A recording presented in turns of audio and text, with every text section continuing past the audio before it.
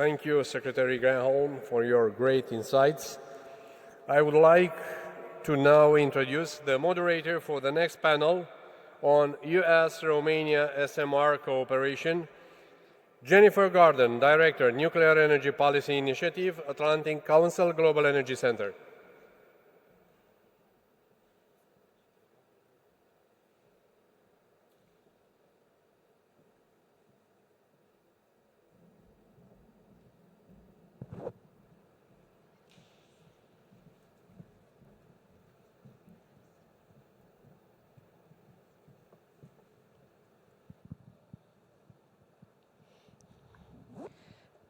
Good morning, everyone.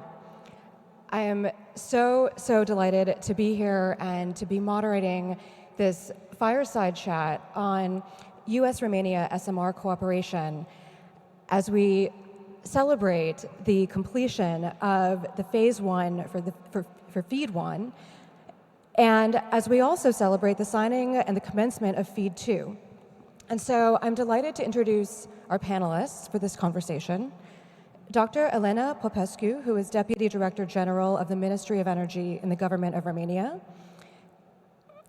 The Honorable Bonnie Jenkins, Undersecretary of State for Arms Control and International Security at the United States Department of State. And the Honorable Enoh T. Ebong, who is Director of the U.S. Trade and Development Agency. And so, Dr. Popescu, I'd like to start with you. Please tell us a little bit more about this announcement. Thank you very much for having this this discussion on this announcement. So, what can I say? It's been a lot of work until we reach this point, and this project, because we are speaking about SMR project in Romania. Has been starting since 2019. Then in 2020, Nuclear Electrica agreed with NuScale to develop, to analyze the development of the project, of the first SMR in Romania. So SMR, it's part of our energy security and the climate change strategy. It's a new technology, apart from the large-scale reactors that we are developing in Cernavodă. SMR project will bring not only energy security, but also using multiple use in district heating, in industrial decarbonization, in the areas where we have high and ambitious target to reach, and it's not easy to reach. So today, or I would say better to say that on the 19th of July, last Friday, General Assembly meetings of SNN approved, General Assembly of SNN with the support of Minister of Energy approved to go forward to FEED 2. It's important to say what does it mean FEED 2. It's a front-end engineering and design contract. It's a significant step for the development of the project, because this phase will bring more detailed information about the site characterization activities, about the permitting, licensing, budgeting plan, and prepare to move forward the project to a final investment decision. So it was not an easy decision, I would tell you. It was a very debated decision, because to go forward to a new technology, it's not an everyday task. So it means a great commitment, engagement from the government, from the companies involved, and it's also oblige us to to responsibility, to high responsibility, to go forward in the most efficient way. Uh, so, so. Thank you so much, Dr. Popescu. Undersecretary Jenkins, you and your team have worked tirelessly on this issue for the last several years. Please share with our audience how we arrived at this announcement today. Great, thank you. It's really nice to be back up here to talk more about this project because it's really a great testament to our partnership with Romania. But also, as you heard from this morning from Minister Burduja, but also Secretary Granholm, the importance of this type of finding ways to provide energy to countries that's sustainable and also diversify the energy sources for so many reasons. And so it's really an honor for us to have this partnership with Romania and to work so closely with the government here.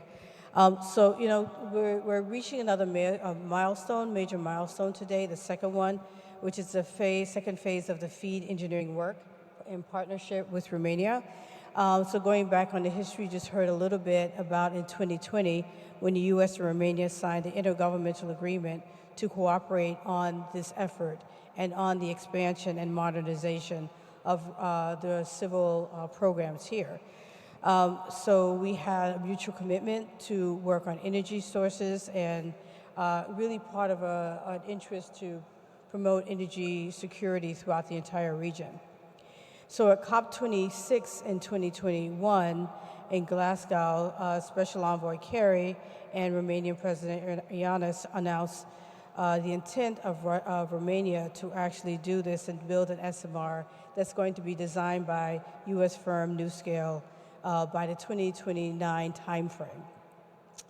There were several announcements that followed after that. A couple of announcements at G7s. There was one at the G7 in 2022 for the financial support for the first phase of the FEED project, and then last year at G7 also more additional announcements for support. So we know that this effort will expand Romania's nuclear energy programs, replace the former coal plant in Doicești, which I had the honor to visit on Monday. And I can say it was really good to see how much is happening at the site. And you know, it's really positive to see that this is really going forward in such an amazing way. This effort, of course, will increase Romania's energy independence, reduce its carbon emissions, establish Romania's clean technology leadership in the region. It will build on a quarter century of Romania's safe, secure, and nuclear power plant operation experience. I've already encouraged everyone I saw at the site. They have a really good video. I don't know if you've seen it. There's a really good video of the work that's going on at Doicești. I would encourage you to see it. I've also said that they should continue to do videos and show what's happening because it's really a story. It's a story of accomplishment, a story of the work that goes into this. It's a story of engaging the community. It's a story of the workforce development that's occurring. It's a story of engaging academia. So it shows the process, but it's also showing the leadership here in Romania and a model for what can be done in other places as well. You know that SMRs provide 24/7 reliable power. And as you heard already, you know, the importance of this work to deal with what, you know, what Russia has done with their invasion of Ukraine and being very irresponsible in the sense of the supply of energy. And so it's really encouraging that we're working with Romania through this effort to help Romania become much more independent and in reliance on Russia. Also, we're trying to help strengthen the Black Sea region energy security, as I said, through this effort. So that's a little bit of the timeline, but I think it just reflects the work that goes into this, that we've been engaging since the early 2020s to make this happen. It's 2024. We see what's happening already at Doicești. And we're looking forward to continuing to work with Romania, NuScale, and, you know, to watch this actually develop and happen as right before our eyes. So, thanks. Undersecretary, thank you so much. And we're so fortunate to have leadership from you and the State Department team, and of course from DOE, and Director Ebong from you and USTDA. And I think this really underscores the whole of government approach that the United States takes on these projects. So, Director Ebong, please tell us a little bit more about USTDA's role in supporting this project. Thank you so much, Jennifer, and good morning to you all. It really is a pleasure to be here, which really feels like a potent mix, if you will, of policy discussion and business action. So thank you for hosting us.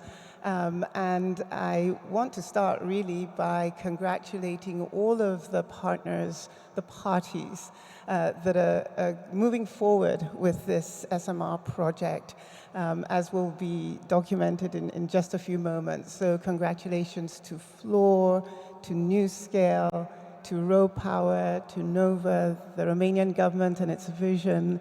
It really is extraordinary, and we're really proud to be part of it. I think that the partnership of all concerned speaks to the commitment by the Romanian government and by the United States to really advance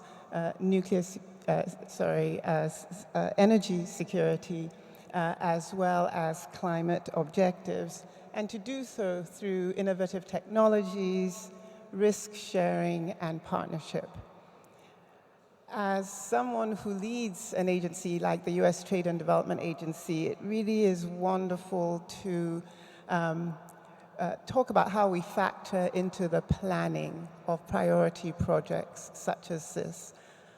Our mission is to promote and support the development of sustainable infrastructure in partner countries, and at the same time, to bring U.S. private sector expertise to the projects that we support. It really is, it's a wonderful experience to be at the forefront of infrastructure development that allows us to catalyze some of the world's most consequential projects and to help them to take shape. So a little bit continuing the theme of history here, I want to highlight sort of a little bit further back as to how we came to be here. It actually begins all the way in 2012. I learned this just the other day when Cosmin Ghita, one of the visionary leaders in all of this, attended a USTDA reverse trade mission. This is a tool. We believe in building relationships and building partnerships. And so we bring delegations from our partner countries to see US technologies, but not only that, to meet financiers, investors, policymakers. So there was one of these visits, and Cosmin was on it, and he came to know of USTDA back then. So fast forward to 2019, when there was a need to do the early work, the site assessments, the technology evaluation. Cosmin remembered USTDA and came to meet with us in 2019. And really, at that point, for our regional director who met with Cosmin, this was a no-brainer. To be involved was exciting, it was risky, but it was exactly what an agency like ours is created to do. So we engaged. Take us then forward to 2021, where we partnered with Romania's nuclear energy authority, Nuclear Electrica, and provided the grant funding for the technical assistance that led to the two important outcomes: the selection of the small modular reactor technology from NewScale Power, and then the second was, of course, the selection of Doicești, the former coal-fired power plant, for the site. So as Undersecretary Jenkins mentioned, lots of announcements around this. I'll pinpoint also the 2022 announcement by President Biden during the launch of the Global Partnership, the Partnership for Global Infrastructure and Investment at the G Summit in 2022. So these were all of the factors that led towards USTDA being able to fund the phase 1 feed. But we didn't do it alone. We did it with critical guidance from our US Department of Energy, from contributions from the US Department of State, and from the Romanian government and from NuScale itself. So it really was a whole partnership of people that got this to this point. Of course, completed in April. The FEED study has provided the basis for the conceptual design and also defined the sequence of work that will take place in phase 2. So I'll come to a close with my initial comments to say we are proud of our partnership with Romania, and we thank all of our partners, really, for demonstrating that an industry-driven, partnership-focused, whole-of-government approach can produce results where both Romania and the United States benefit. So I'll close there. Director Ebong, thank you so much. And working in international civil nuclear cooperation, we always talk about the importance of relationships. And I think that the beautiful story that you told about Kozmin from 2012 really brings that home for us. We don't have too much time remaining, but I would like to take a very brief moment and ask each of you to think, first of all, about the future of this project and also about the role of Romania in the broader region. So, Dr. Popescu, please tell us about some of the next steps as we move forward with this project. So, thank you for all these nice words and describing the whole context. But indeed, it's important to take from here the engagement of both of the government and of company and support also. And speaking about engagement and support, I cannot go further without saying that this project and Romania is a part of the European Nuclear Alliance. We are working with our colleagues from other member states, and the projects and the way this project is going further, it's an example, can be an example for other countries. And the European Commission is, I would say, a partner in this respect, and we are very glad that it's a more awareness at the European Commission level about the need of nuclear energy in reaching the target of energy security and climate change. But European Commission wants to see development, want to see progress, and I think this milestone of signing FEED 2 for the SMR project in Romania proves that our work and our engagement are there, and with the support of the governments, because being a new technology without support, having support from the government is not possible to go further. This is a real thing, at least for the first stages of the project. And without this commitment, engagement, support, any project, any nuclear project cannot go further. The next steps, as I said, will, based on the results of the FEED 2, this is why this is a crucial milestone in the developing of the project. The details, that information that will provide this phase of 11 months will depend the final investment decision. This will, if we can reach that point, that will be a great milestone for not only for Romania and United States, but it will be a great achievement for our governments. because we put an effort, great effort on this, and also it will be an important milestone for European nuclear development in this time of planning of energy for the future, for 2030 and then for 2050 towards net zero emission. So it's with this I would like to invite, not before finished our fire chat, but I will invite everybody which wants to attend the signing ceremony in Bolcescu room for signing FIT 2, sorry. It's a front-end engineering and design contract between Fluor and raw power. Thank you.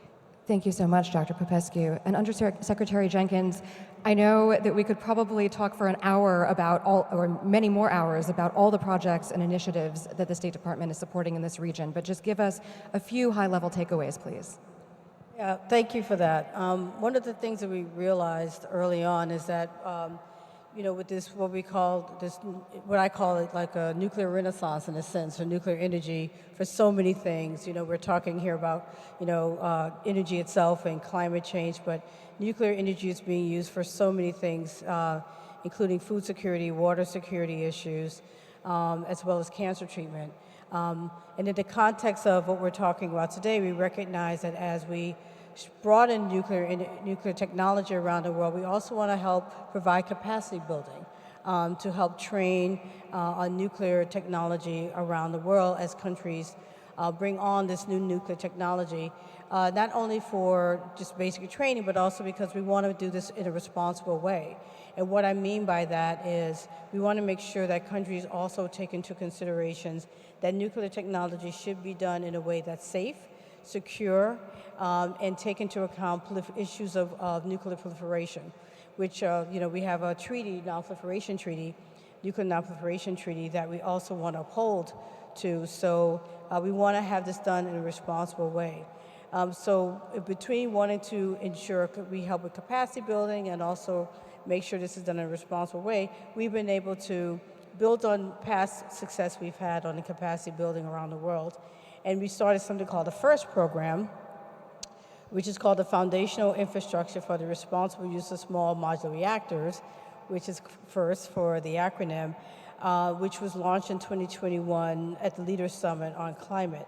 And this is a way in which we have been working with over 40 countries to provide capacity building on nuclear technology issues. So we're engaging countries in Sub-Saharan Africa, Central and Southeast Asia, Latin America, Eastern and Central Europe, and of course, here in Romania as well. We have several countries who are on the waiting list, 17 or so, and so I think that shows the interest in this kind of work. We work very closely with other parts of the government on this. We work with academia, we work with other experts in actually providing this capacity building. The other thing I wanted to mention is another project under FIRST, which is called Project Phoenix. This program aims to accelerate the global clean energy transition by supporting feasibility studies and technical assistance to support conversion of coal-fired power plants to zero emissions.